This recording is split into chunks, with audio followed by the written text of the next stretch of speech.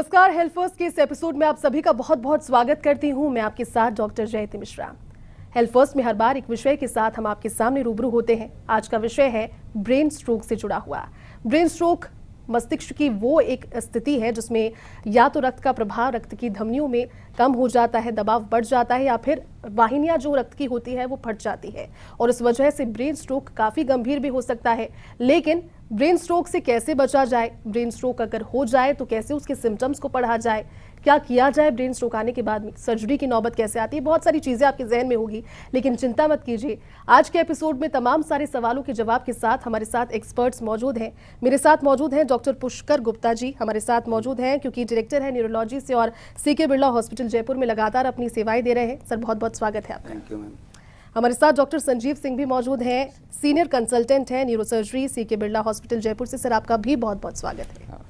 सबसे पहला सवाल मेरा सर पुष्कर गुप्ता जी आप ही से रहेगा, क्योंकि न्यूरो सर्जरी की जब हम बात करते हैं और ब्रेन स्ट्रोक की जब हम बात करते हैं तो दो चीज़ें, एक तो मैनेजमेंट और दूसरा ट्रीटमेंट, हर एक बीमारी के लिए बहुत ज़रूरी हो जाता है, बहुत क्विक तरीके से इसे करना होता है। लेकिन सबसे पहला सवाल ये सर, क्योंकि ब्रेन स्ट्रोक सुनते ही दिमाग में एक हवा सा क्रिएट हो जाता है कि अब तो बचना नामुमकिन है।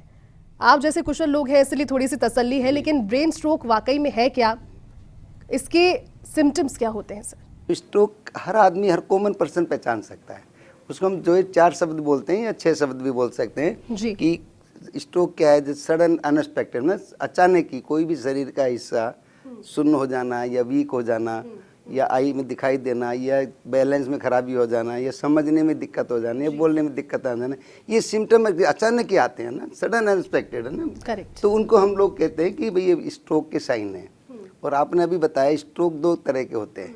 2 तरह के स्ट्रोक में एक तो धमनी, खून ले जाने वाली धमनी या तो रुक जाती है या वो फट जाती है। ये 2 कॉमन कारण हम मानते हैं। तीसरा एक अनयूजुअल कॉमन होता है जो कि बहुत हम सर्जन के बारे में भी वो करते हैं, डिस्कस करते हैं। सबअक्यूटेंट हेमरेज होता है, ये कोर्टिकल वेन थ्रोम्बोसिस भी स्ट्रोक में हम नापते हैं। ये भी बहुत कॉमन कॉज है जो कि हम लोग फर्स्ट टाइम में नहीं सोच पाते हैं।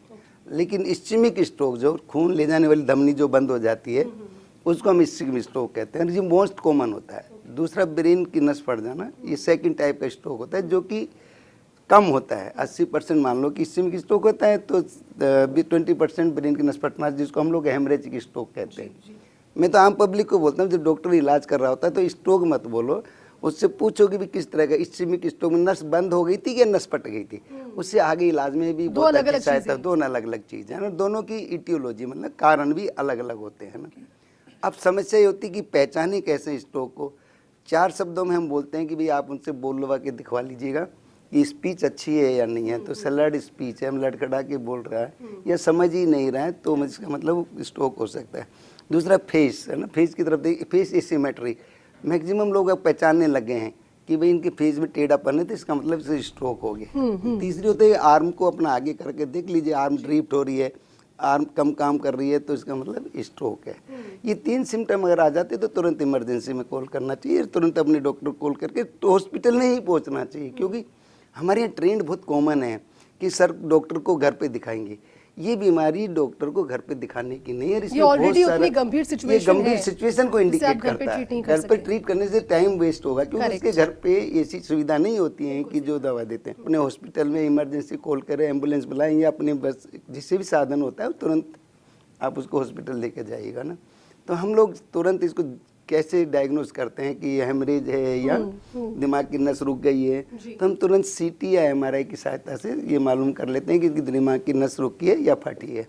दोनों की इलाज इसलिए अलग है कि ब्रेन हेमरेज के लिए दवा अलग होती है और इसके इस्चेमिक स्ट्रोक की दवा अलग होती है। यही सबसे बड़ा स्ट्रोक होता है जिसमें हम लोग कुछ कर पाते हैं, क्योंकि जो क्लोट है जो कि चाहे हार्ट से आया हो, चाहे आर्टरी से आया हो और ब्रेन में जाके फंस गया हो, उसको हमें डिजोल्व करना है, जिससे कि हम तुरंत खुल जाएगा तो ब्रेन को डैमेज होने से बचा लेंगे। अगर किसी को सस्पेक्ट कर लिया कि इसे इंसान को ब्रेन स्ट्रोक हो रहा है, तो सबसे पहले वो 5 चीजें कौन सी है जो की जानी चाहिए अगर कोई सस्पेक्टेड है ब्रेन स्ट्रोक को लेकर? सबसे पहले इमरजेंसी में हम उसका ऑक्सीजन देखते हैं, ब्लड प्रेशर देखते हैं, फिर उसको हम लोग उसका सीवियरिटी देखते हैं, फिर उसको हम सीटी में एडमिट करके एमआरआई करा के आईसीयू में ही ऑब्जर्व करता है।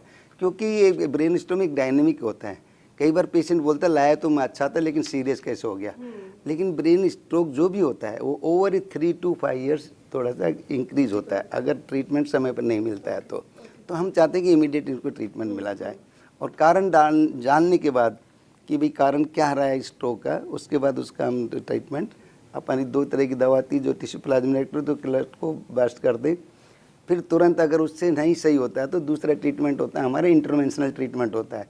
मान लो कि कोई आर्टरी हमारे को बंद मिल गई है, तो हम जैसे कार्डियोलॉजिस्ट करते हैं ना, कौन सी आर्टरी, कोरोनरी आर्टरी कौन सी बंद हो चाहिए, ऐसे ही हमारे को डीएसए होता है, उससे हम उस आर्टरी डीएसए करते हैं तुरंत, उस आर्टरी का साइट मतलब लोकेशन और सीवियरिटी वो देख लेते हैं कि क्या हम अब इसको, इस क्लोट को उस आर्टरी निकाल सकते हैं या उसको डैमेज कर सकते हैं या फिर स्टेंट डाल सकते हैं।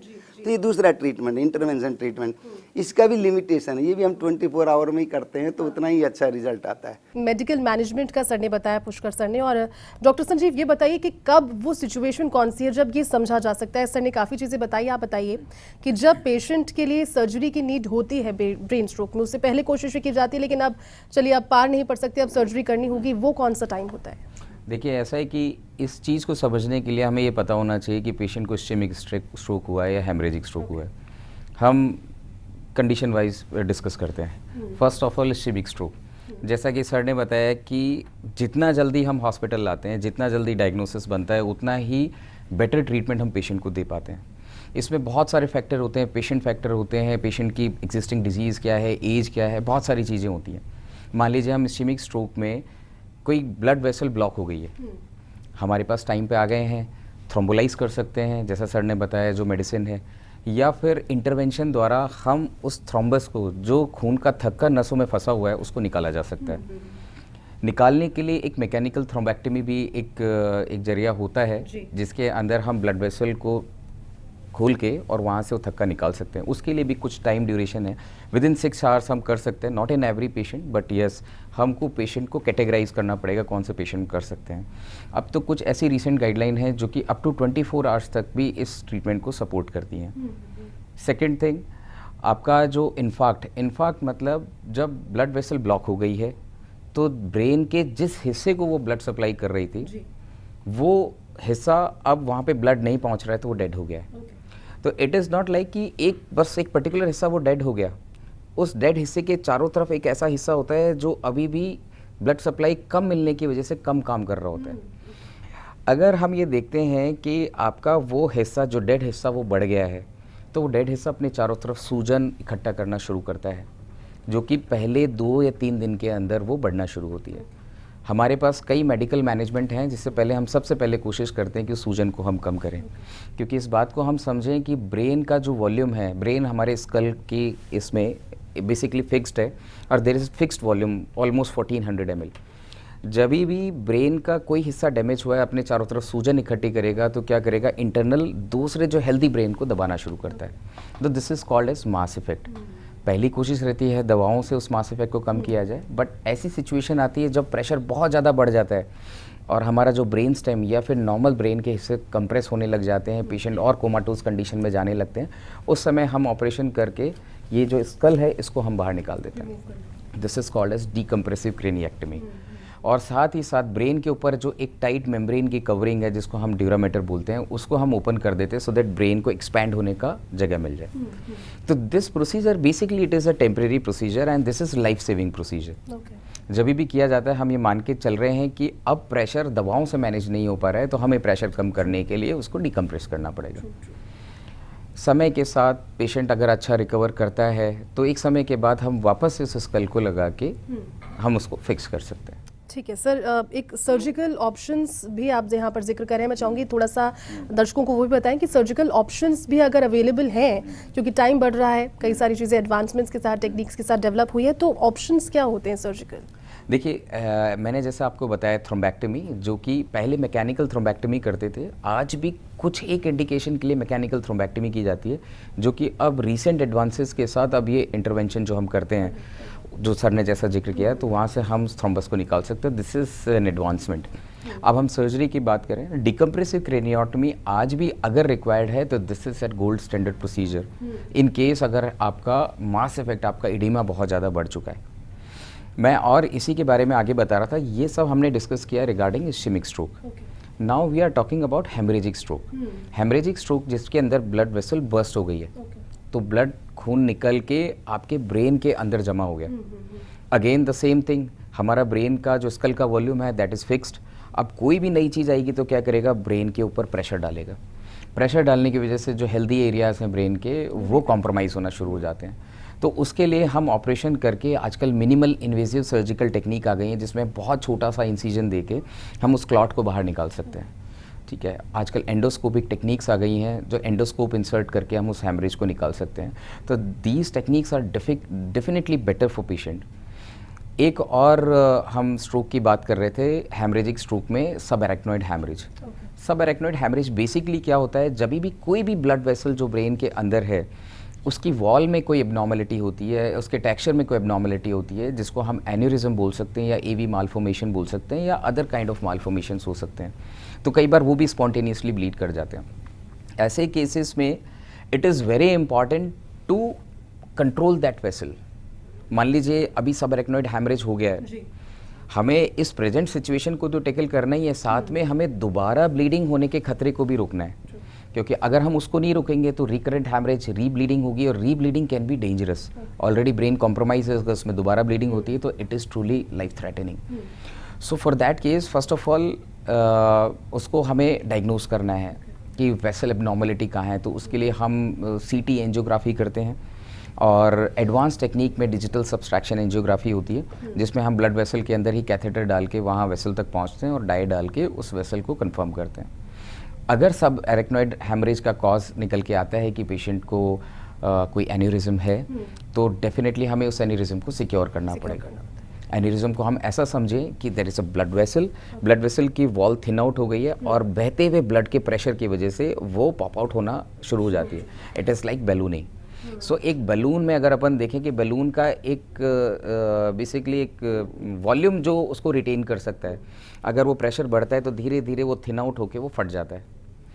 वही फटने के बाद एक पॉइंट के बाद बर्स्ट हो जाता है। अब बर्स्ट होने के बाद ये जो सिचुएशन होती है वो कहलाती है सब एरेक्नॉइड हैमरेज। कई बार बर्स्ट होते ही हमारी जो ब्लड की जो कंपनसेटरी मैकेनिज्म वहाँ पे क्लॉट बना देती है, जिस वजह से ऑनगोइंग ब्लीड नहीं होती। इस वजह से पेशेंट एटलीस्ट हॉस्पिटल तक पहुंच सकता है, लेकिन कई केसेस ऐसे होते हैं जहां पे वो ब्लड रुकता ही नहीं है और this is cause you must have heard कि पेशेंट अचानक से हेडेक कंप्लेन किया एंड सडनली ही एक्सपायर्ड। तो वो यही होता है कि दैट इज ऑनगोइंग ब्लीडिंग, वो नहीं रुक रहा है और वो पेशेंट इमरजेंसी तक भी नहीं पहुंच पाते हैं। तो हमारे पास इमरजेंसी तक वही पेशेंट पहुंच पाते हैं जिसका आपका जो एन्यूरिज्म जो है वो ब्लीड किया बट वो किसी क्लॉट की वजह से रुक गया। But that is a very temporary thing. किसी भी तरह का स्टिमुलस, कोई पेनफुल स्टिमुलस, खांसी, रेचिंग फॉर योर वॉमिटिंग, कोई किसी भी तरीके से वो क्लॉट वापस अपनी जगह से डिसलॉज हो सकता है and once it gets dislodged पूरे चांसेस हैं कि इस बार जो ब्लीडिंग होगी that will be more major और chances of more complication would be there. So क्या करना है, हमें बेसिकली उस एन्यूरिज्म को ट्रैप करना है फ्रॉम द मेन सर्कुलेशन। बिल्कुल, आगे क्या करना है वो मैं आपसे जानूंगी, लेकिन यहाँ पर वक्त एक छोटे से ब्रेक का। जल्द हाजिर होंगे क्योंकि यहाँ पर डिस्कशन कर रहे हैं ब्रेन स्ट्रोक को लेकर और मेडिकल मैनेजमेंट, सर्जिकल मैनेजमेंट कैसे किया जा सकता है, कैसे जिंदगी को बचाया जा सकता है, उसको लेकर चर्चा। एक छोटा सा विराम, जल्द लौटेंगे।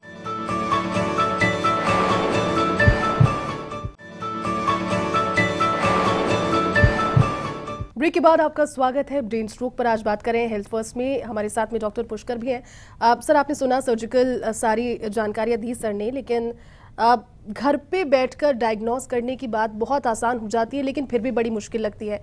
कुछ चीज़ें हमारे दर्शकों को बता दीजिए जिससे ब्रेन स्ट्रोक को डायग्नोस वो आराम से कर पाएँ और फिर तुरंत ट्रीटमेंट के लिए रुक करें।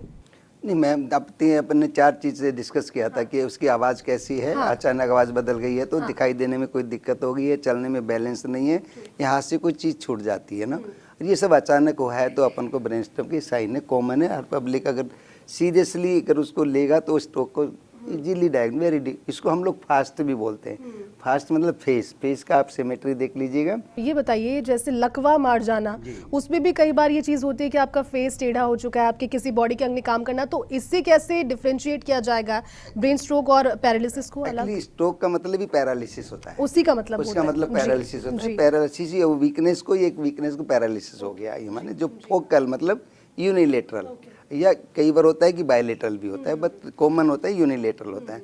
तो फेस की करा के देख लीजिएगा, ग्रीम करके देखिएगा, मुंह फैला के देखिएगा, you could not be do है ना। आवाज़ स्पीच से उसको 2-4 नाम पूछेंगे तो वो नाम नहीं बता पाएगा, चला के दिखाओगे तो बैलेंस नहीं रहेगा, हाथ में हाथ सिर्फ समझोगे वो नहीं रहेगा। ये 4 चीज़ करा के देख ले तो कन्फर्म हो जाएगा। 2 क्वेश्चन और पूछ सकते हैं कि तुम्हारा विजन बिल्कुल ठीक है क्या, 1 तो नहीं 2 तो नहीं दिखाई दे रहे हैं, कम तो नहीं दिखाई दे रहा है। अगर इफ पॉसिबल पेशेंट चल सकता तो चला के देखिए, तो ड्रंकन अनएबल वॉक करना डिफिकल्ट होगा। तो ये सिम्टम हो गए कि इससे उनको ये मान लिया गया है कि इसको स्ट्रोक है। सर प्रिवेंट कैसे करें, सबसे बड़ी बात है। ऐसी सिचुएशन में पहुंचे ही ना कि आप तक पहुंचना पड़े, आपसे मुलाकात के लिए पहुंचे लेकिन इस तरह से ना पहुंचे, प्रिवेंट कैसे ब्रेन स्ट्रोक को किया जा सकता है? वेरी इंपॉर्टेंट क्वेश्चन आपने पूछा, prevention. No, lifestyle is very important है ना। Prevent, you know, stroke is preventable but treatable is the difficult है ना। Okay, because prevention is better than, you know, treatable. हमारे यहाँ ट्रीटमेंट करना समय होता है, वो समय निकल गया तो फिर डिसेबिलिटी रह जाएगी या डेथ हो जाएगी। And took the time, month year लेता है to complete improvement with stroke, and not all stroke recovers. तो ये समझना बहुत जरूरी होता है ना। तो मेरे को प्रिवेंशन के मतलब क्या कहने का मतलब ये कि फर्स्ट थिंग तो smoking should be avoid, excessive alcohol should not be taken, diabetes if suppose there should be control, hypertension is should be control, and sedentary life, you know. Sedentary life तो is very basically very problematic ना, and weight gain, obesity, dyslipidemia, cholesterol diet, you know. इन सब को अपन को control में रखें, तब जाके हमारा प्रिवेंशन ऑफ द स्ट्रोक भी होगा और हार्ट डिजीज का भी होगा, इवन ओवरऑल बॉडी एंड मस्कुलोस्केलेटन का डेवलपमेंट होगा। अच्छा सर, अपने बॉडी को समझना कितना इंपॉर्टेंट है। अपने बॉडी मेरे ख्याल में हर बीमारी से पहले एक साइन देती है, एक कोशिश होती है शरीर की भी बताने के लिए कि तेरे साथ कुछ गड़बड़ होने वाली है। बॉडी पर कितना ध्यान रखना जरूरी है और कितना उसके संकेतों को समझना जरूरी है? There is, you are right, basically कुछ न कुछ संकेत आता है, चाहे 7 दिन पहले आया हो, चाहे 2 दिन पहले आया हो, चाहे 1 दिन पहले आया हो। तो हमारे स्ट्रोक में है ना, थोड़ा सा पेशेंट को एक दिन थोड़ी देर के लिए कोई चक्कर आया होगा, बट वो स्पॉन्टेनियसली रिकवर हो जाता है, एंड वो उसको चलो ये तो ऐसा हो गया होगा, ऐसी नमनेस आती है शरीर में, कोई झंझनाहट होता है, वो ठीक हो जाता है। तो इसको हम बोलते हैं ट्रांजिएंट इस्केमिक अटैक। कोई भी क्लोट ब्रेन में गया था, he was and destroyed its own and he recovered. तो इस छोटे जो सिम्टम, अलार्मिंग सिम्टम्स होते हैं, इनको हम लोगों को वो नहीं करना चाहिए, मिस नहीं करना चाहिए। डॉक्टर संजीव, आप मुझे बताइए, क्योंकि आप सर्जरी का बड़े आसानी से आप दर्शकों को बता रहे थे, क्योंकि बहुत डिफिकल्ट भी हो जाता है एक परिवार के लिए उस सिचुएशन में सोच पाना भी, लेकिन कुछ रिस्क तो इसमें इन्वॉल्व होते ही हैं। तो रिस्क और कॉम्प्लिकेशन किसी भी ब्रेन सर्जरी के लिए प्रैक्टिकली अगर देखा जाए एक डॉक्टर के मुँह से, तो क्या रहेंगी सर? देखिए, अगेन जब हम डीकम्प्रेसिव क्रेनिएक्टमी की बात कर रहे हैं, जो भी मैं बता रहा था कि दिमाग का प्रेशर कम करने के लिए हमें हड्डी हटाना है, तो that procedure is actually life saving procedure. हम अगर कहीं भी बात करते हैं कि हमें ये पूछना है कि is there any other alternate, हम कोशिश कर ही रहे हैं। हम सर्जरी पे, डीकम्प्रेसिव क्रेनिएक्टमी पे तभी आते हैं जब हमारे सारा मेडिकल मैनेजमेंट एग्जॉस्ट हो चुका है, ब्रेन का प्रेशर कम करने के सारे तरीके हम एग्जॉस्ट कर चुके हैं, तभी हम सर्जरी पे आते हैं। सर्जरी जो ये है, सर्जिकली अगर हम बात करें तो surgical complication is not that much, it is not that significant considering the patients condition. ठीक है, तो सर्जरी का ऐसा कोई बहुत बड़ा रिस्क नहीं होता है। हाँ, लेकिन हमें ये बात ज़रूर समझना होगा कि सर्जरी आपके जो कंडीशन है उसको रिवर्स करने के लिए नहीं है। मतलब हम अगर ये एक्सपेक्ट करते हैं, एवरीबडी एक्सपेक्ट कि सर्जरी करने के बाद पेशेंट बिल्कुल ठीक हो जाएंगे, खड़े होकर चलने लगेंगे, बात करने लगेंगे, तो ऐसा नहीं है। सर्जरी, मैंने फिर कहा, ये एक लाइफ सेविंग प्रोसीजर होता है। जब आपके ब्रेन के अंदर स्वेलिंग इतनी ज़्यादा हो गई है, प्रेशर इतना ज़्यादा हो गया, patient already deep comatose state में, अगर हम नहीं इंटरवीन करेंगे तो patient definitely permanent comatose condition में जा सकते हैं या फिर जान जा सकती है। तो उस स्थिति में हम हड्डी हटाते हैं, मतलब ये डीकम्प्रेसिव क्रेनियोटोमी करते हैं। तो मैं ये कहूँगा, when this surgery is advise to you, then definitely we should proceed with that. कोई मेजर कॉम्प्लिकेशन नहीं है। दूसरी सर्जरी की बात करते हैं, एनेरिज्म सर्जरी। तो एनेरिज्म के केसेस के अंदर उस एनेरिज्म को ट्रैप करना इज़ इम्पॉर्टेंट, जैसा मैं आपको बता रहा था, मेन सर्कुलेशन से इसको हटाना है। तो 2 तरीके हैं, एक तो होता है जिसमें हम पूरा ब्रेन को खोल के अंदर उस वेसल को जाके क्लिप कर देते हैं, and this is most definitive procedure. Most definitive मतलब आप अंदर गए, आपने उस वेसल को, उस एनेरिज्म को क्लिप कर दिया, तो अब वो सर्कुलेशन का पार्ट नहीं है। एक आजकल किया जाता है, एक तरीका और है जिसमें कॉइलिंग किया जा सकता है, इंटरवेस्कुलर इंटरवेंशन के थ्रू उस एनेरिज्म तक पहुँच के उसमें हम कुछ ऐसे एजेंट डाल देते हैं कि वहाँ पे थ्रोम्बस बन जाता है, वहाँ पे क्लॉट बन जाता है। तो वहाँ से आप, बट ठीक है, सबके अपने प्रो एंड कॉन्स हैं।